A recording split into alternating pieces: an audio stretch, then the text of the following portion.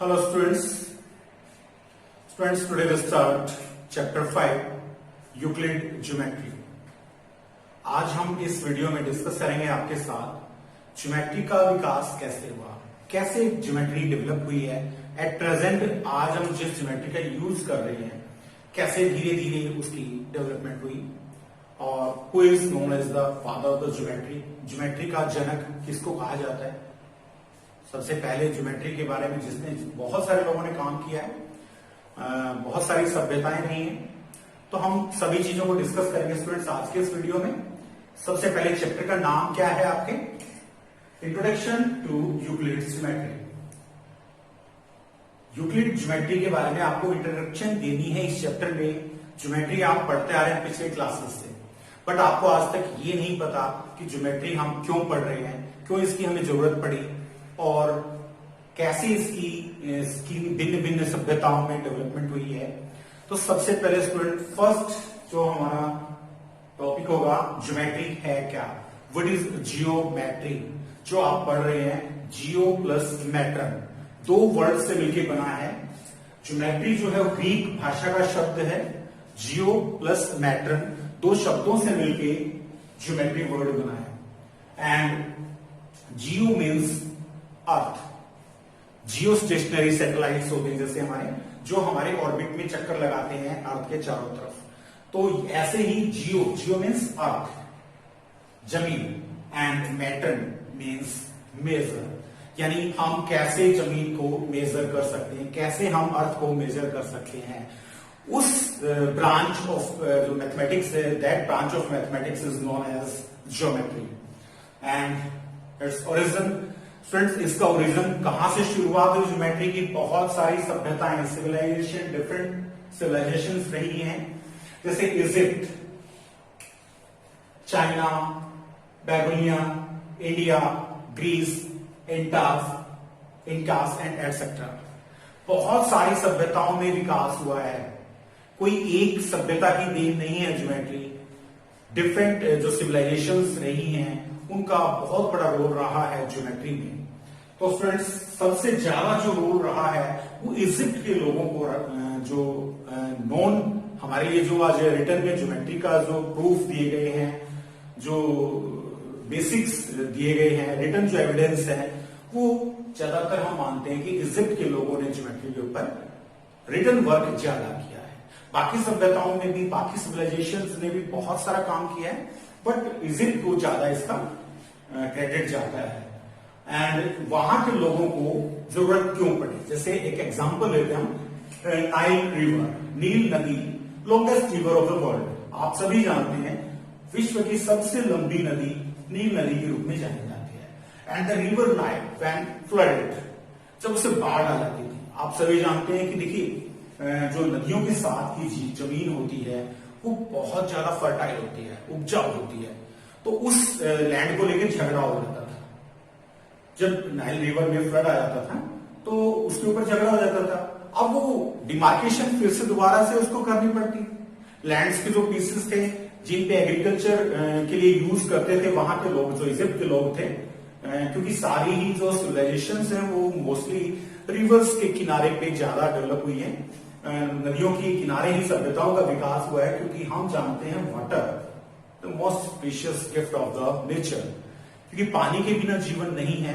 और चाहे वो इंडस वैली सिविलाइजेशन है, चाहे आपकी चाइना में है, चाहे इजिप्ट में है, जो सारी जो सिविलाइजेशंस हैं वो रिवर्स के किनारे पे, बैंक पे ही बसी हुई है।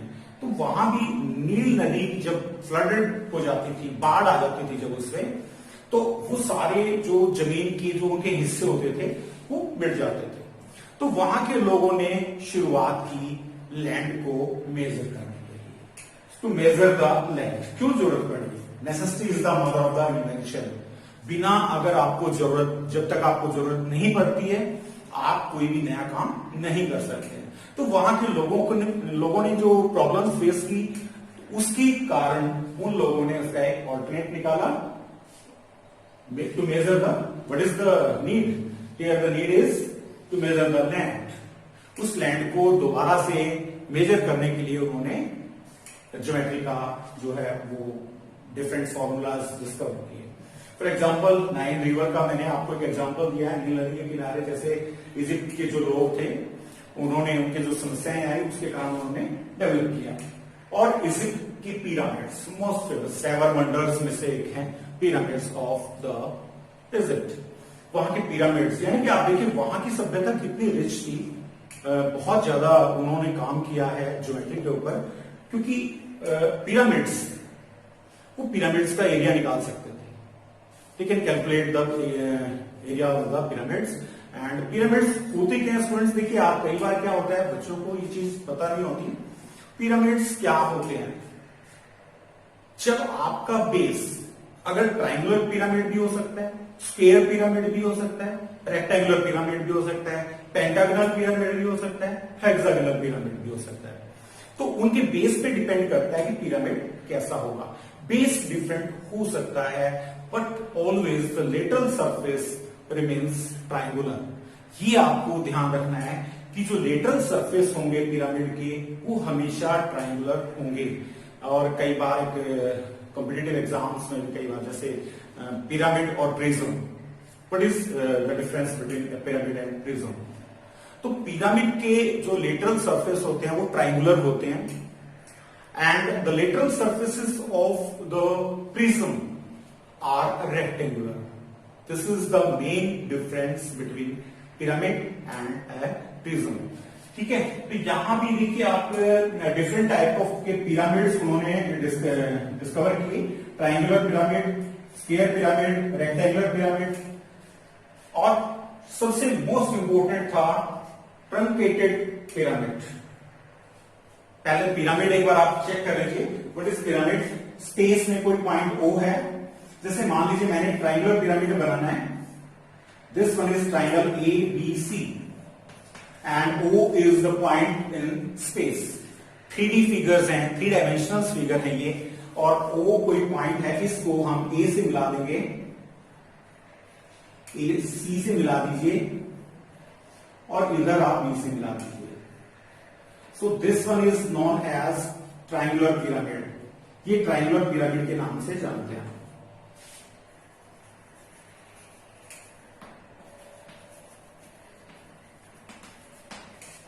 फिर आता है स्क्वायर पिरामिड। ऐसे ही अगर बेस उसका स्क्वायर है और स्पेस में कोई पॉइंट है O, it means that is the solid figure which has square base. ये स्क्वायर पिरामिड हो सकता है आपका A, B, C, D. These are the vertices, and when we join A to D, O to D, and O to A, and O to C, and O to B. So students, this is known as the square pyramid. इसको हम square pyramid के नाम से जानते हैं।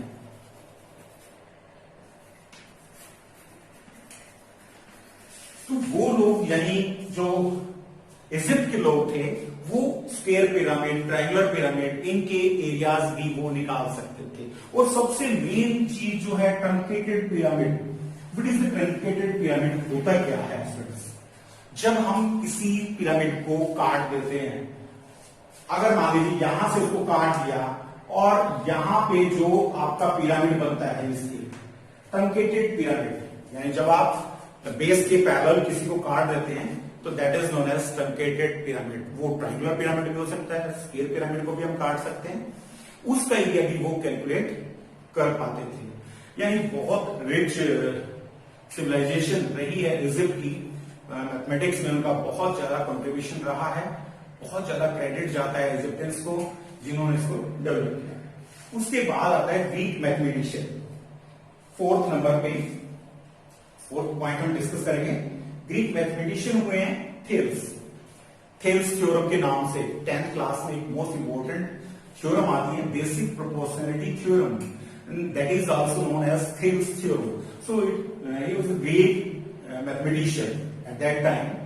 Thales एक बहुत बड़े मैथमेटिशियन हुए, गेव द फर्स्ट प्रूफ। उन्होंने पहला प्रूफ दिया, क्या, एक सिंपल सा प्रूफ दिया कि सर्कल को, अगर हम कोई सर्कल लेते हैं तो उसको डायमीटर 2 बराबर भागों में डिवाइड करता है। सपोज करिए, मान लीजिए सर्कल, आज हम उसको बहुत इजी मानते हैं, बट स्टार्टिंग में देखिए कितनी उन्होंने, जो मैथमेटिशियंस हैं उन्होंने मेहनत की है और उसके बिहाफ पे उन्होंने प्रूव करके दिखाया था। ये जैसे सर्कल है और अगर हम सर्कल का डायमीटर ले लेते हैं, then it divides the circle in 2 equal parts. तो पहला काम जो थेल्स ने किया था, थेल्स ने जो पहला प्रूफ दिया था, gave the first proof that circle is bisected by the diameter, कि सर्कल को उसका डायमीटर जो है 2 बराबर भागों में बांट देता है, 2 बराबर एरियाज के सेमी सर्कल्स में डिवाइड कर देता है।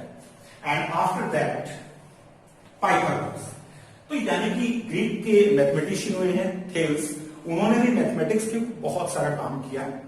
नेक्स्ट पाइथागोरस जो है उनका भी बहुत बड़ा रोल रहा है।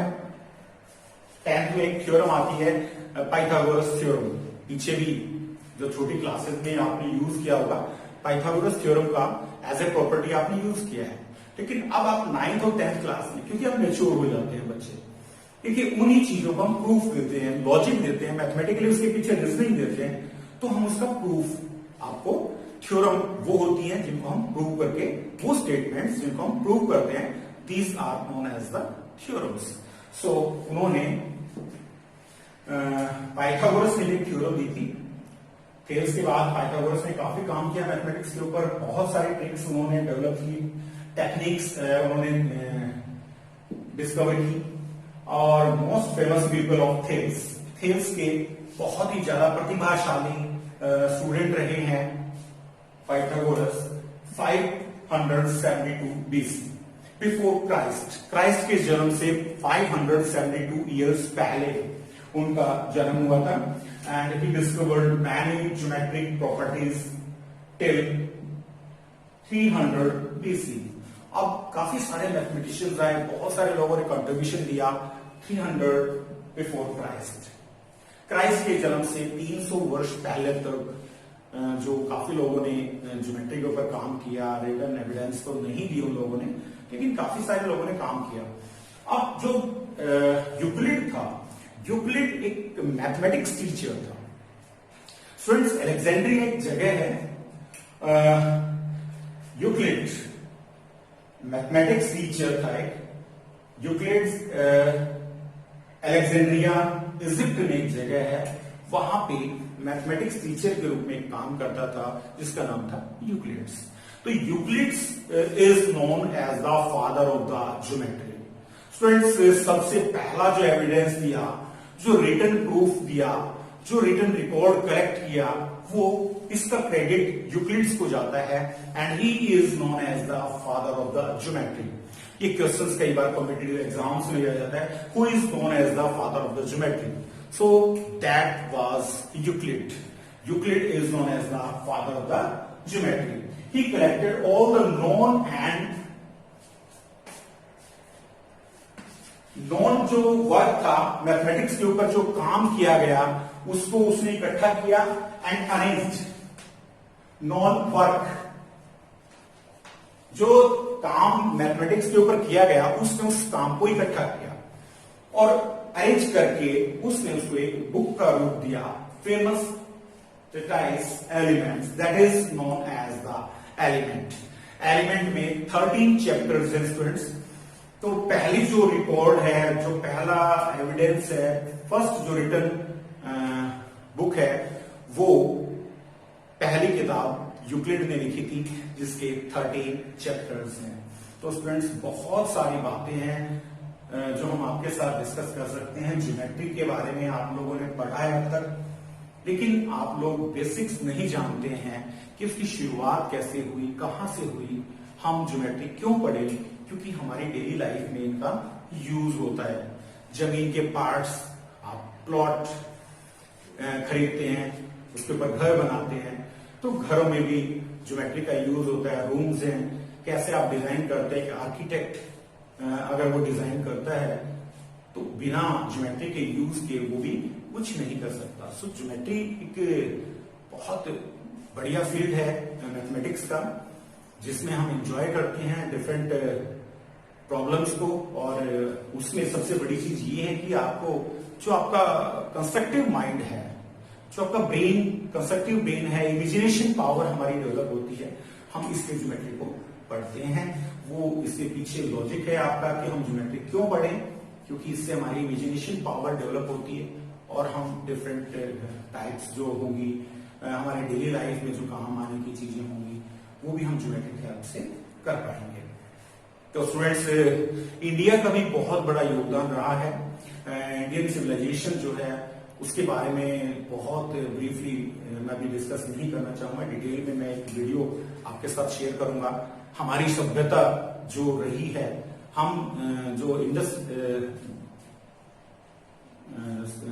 इंडस वैली सिविलाइजेशन और जो मोहनजोदड़ो की जो सभ्यताएं रही हैं उनमें कैसे डेवलप हुआ मैथमेटिक्स, और भारतीय जो पुराना भारतवर्ष है उसमें कैसे मैथमेटिकल एविडेंस दिए गए, कैसे क्या क्या सभ्यताएं रही हैं हमारी, उसमें डिटेल में मैं एक वीडियो में डिस्कस करूंगा।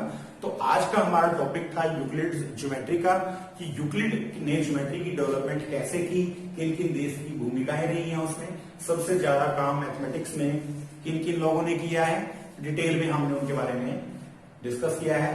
एंड आई नो होप आपको ये वीडियो जरूर पसंद आया होगा और आपको जरूर इस चीज का आज पता चला होगा कि ज्योमेट्री जो वर्ड है वो कहां से ओरिजिन हुआ, किन किन दो वर्ड से मिलकर बना हुआ है, कौन सी भाषा का शब्द है ज्योमेट्री, किस भाषा का शब्द है, ग्रीक भाषा का शब्द है जो जियो प्लस मैट्रन, दो वर्ड से मिलकर बना है। तो स्टूडेंट्स, नेक्स्ट वीडियो में हम डिस्कस करेंगे चैप्टर 5 से रिलेटेड प्रॉब्लम्स, और चाहूंगा मैं कि एक वीडियो जरूर आपसे शेयर करूं जो भारतीय इंडियन जो कंट्रीब्यूशन है ज्योमेट्री में, जिन्होंने क्या क्या योगदान रहा है, हमारी सभ्यताएं जो रही हैं उनके बारे में मैं स्पेशली डिस्कस करूंगा। Thanks to all of you, all the best.